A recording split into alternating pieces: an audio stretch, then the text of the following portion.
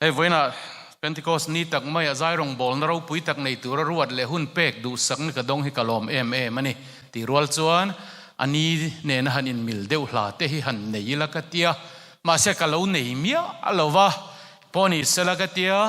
ni tinakan khovel ni tin chan chin han thlirangai thak hian top na ni end time hi ni tin hianin a hnai zel alo ni hi ti hi keima alanga chowang chuan chu mi thu chu hlain karonau chua puidon ani lo thiam emo lo reve hlau emo te inom le indolem lo chak puidon ania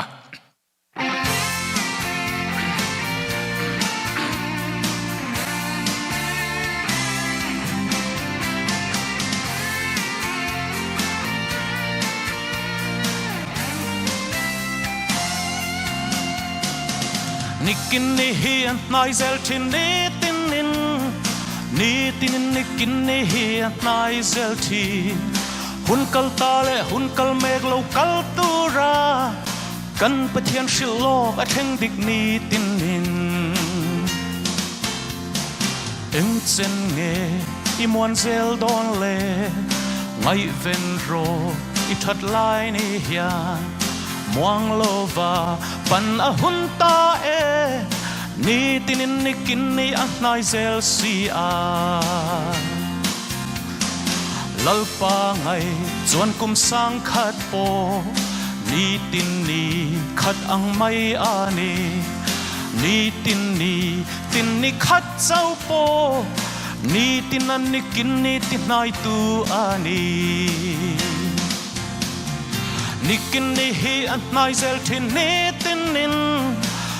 tinin nikin ni hi an nai zel thi hun kal ta le hun kal mek lo kal tu ra kan pathian shilok a theng dik ni tinin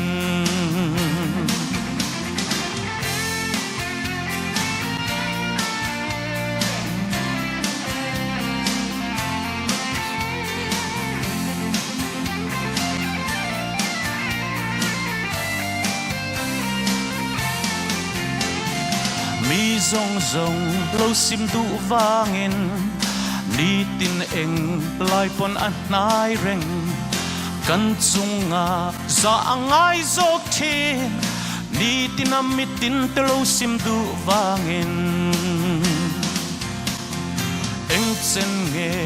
i mon zel don le ngai ven ro i that lai ni hian muang lova pan a hun ta e ni tinin nikin ni a nai zel si a nikin ni hi a nai zel thin ni tinin nikin ni hi a nai zel thi hun kal ta le hun kal mek lo kal tu ra kan pathian shilok a theng dik ni tinin amen nikin ni hi an nai zel thin ni tinin nikin ni hi an nai zel thi hun kal ta le hun kal mek lo kal tu ra kan pathian shilok a theng dik ni tinin lalpa chau ro pui ber ro se